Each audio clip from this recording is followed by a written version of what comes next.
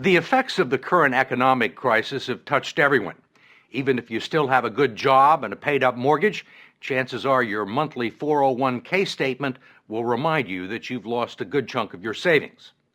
Trillions of dollars have evaporated from those accounts that have become the prime source of retirement funds for a majority of American workers, affecting their psyche and their future. If you're still young enough, there's time to rebuild and recover. But if you're in your 50s or 60s or beyond, the consequences can be dire.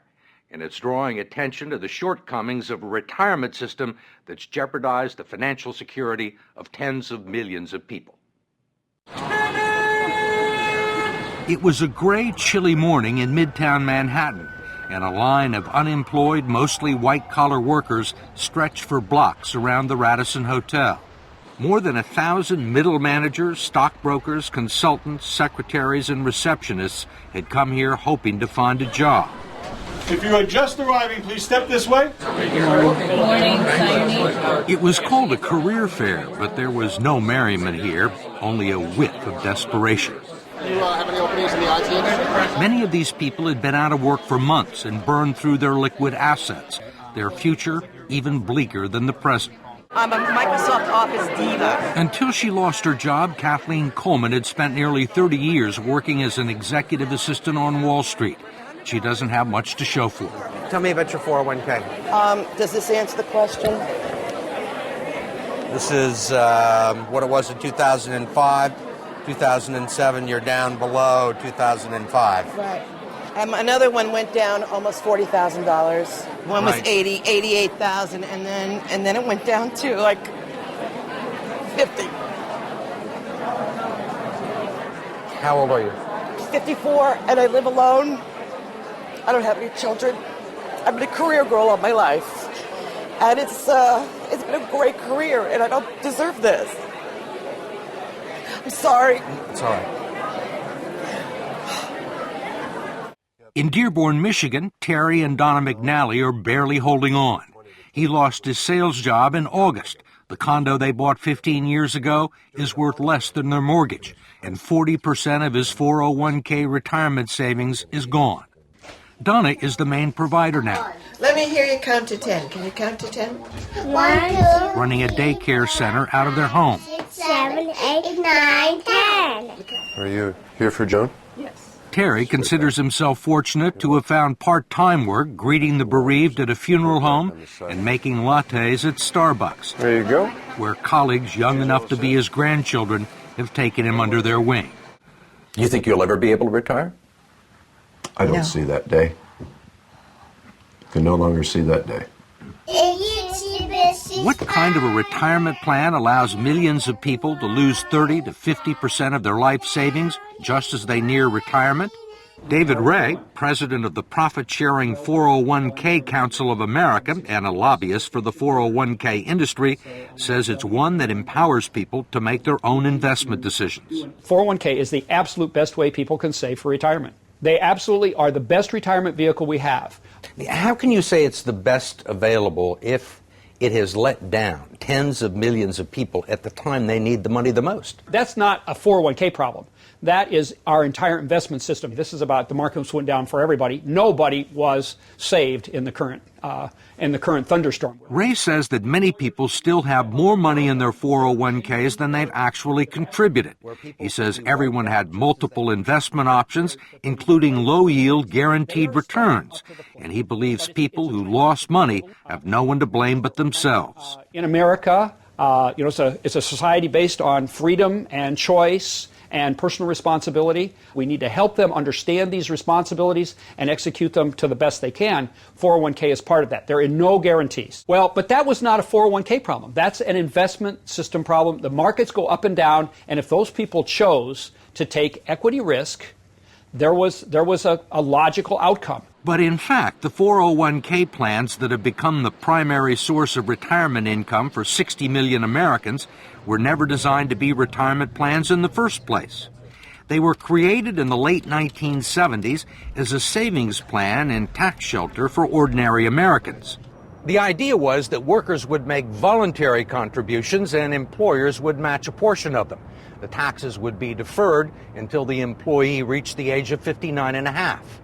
It was supposed to supplement the two traditional income streams for retirees, Social Security and pensions, one leg of a three-legged stool that would support American workers into their golden years. But it didn't turn out that way. The three-legged stool, if you will, has gone to two legs, and it's wobbly, and it's wobbling, and I'm not sure that it's going to support anything. And that's the scary part, and people are afraid. Brooks Hamilton has helped design retirement plans for some of the country's largest corporations. He says 401ks turned out to be so much cheaper than funding pensions that many companies decided to freeze their pension plans and replace them with 401ks. The decision created millions of new employee investors for Wall Street and the financial community, and they pounced on the opportunity. If you go back and track the mutual fund growth in assets, and you track the growth in 401k plans, it looks like a railroad track leading to the sky. They are parallel tracks. So the big beneficiaries were the mutual funds. That's right. That's correct. When employers began turning 401ks into retirement plans, the financial community was not shy about promoting them as such. The prospect of trillions of dollars in the hands of unsophisticated investors opened the door for all sorts of potential abuses. The fact is that the typical 401k investor is a financial novice. They don't know a stock from a bond. And we give them a list of 20 or 30 mutual funds with really, really powerful names. You know, they sound like, gee, that's where I want to have my money. What are generally the quality of the mutual funds and 401k plans? Mediocre. I'm be real honest with you. With half the funds on the list, really dogs, what people would characterize as dogs, shouldn't be on the list to start with. There clearly has been a raid on these funds by the people of Wall Street, and it's cost the savers and the future retirees a lot of money that would otherwise be in their account, independent of the financial collapse. Representative George Miller of California is chairman of the House Committee on Education and Labor and a staunch critic of the 401k industry, especially its practice of deducting more than a dozen undisclosed fees from its clients' 401k accounts. Now you got a bunch of economic wizards jumping in and taking money out of your retirement plan, and they don't want to tell you how much. You can't decipher it in simple English, and they're not interested in disclosing it or having any transparency about it. And most of the people that look at their 401ks have no idea that these fees are being taken out. No. Where would you find it? Where would you find these fees in this prospectus? You can look on any page you want, and when you're all done reading it, and you will find some of the fees and the commissions here, but you won't find them all, and I bet you won't find half of them.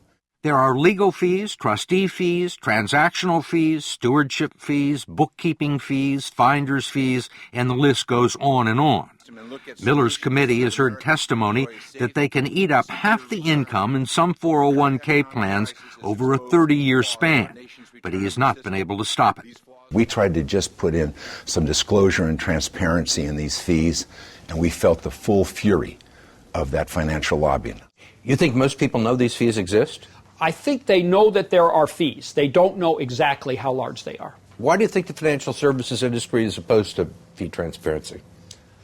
I don't know that they're opposed to it. I think the issue is... You don't think they're opposed to it? Well, they want to keep... You're a lobbyist in Washington, right? You know they're opposed to it. George Miller hasn't been able to get a bill to the floor. I think they want to keep the systems as simple and not make changes. They like the way things are, and whenever you push people out of their comfort zones, you know, it's an issue. I mean, they're comfortable with the situation because they're making a ton of money, or they have made a ton of money. Well, and their systems are set up in certain ways. You know, this is going to be a big change. We wanted to ask David Ray, who's been so bullish on 401k plans, one last question about what the future holds for people like Terry and Donna McNally and Kathleen Coleman, who you met at the beginning of this story. Most of the people that we've talked to are 50 and 60 years old, right, and have sustained these losses, say there is no way they're ever going to make them back. Right. Do you agree with that? I think we have to be truth tellers. And the reality is that money's not coming back that they've lost. They can't count on it. They have to. Maybe they have long. Maybe if they work 10 more years, it'll come back by the 10. But it's important that they not have unrealistic expectations. For more information on your 401k, go to 60minutes.com.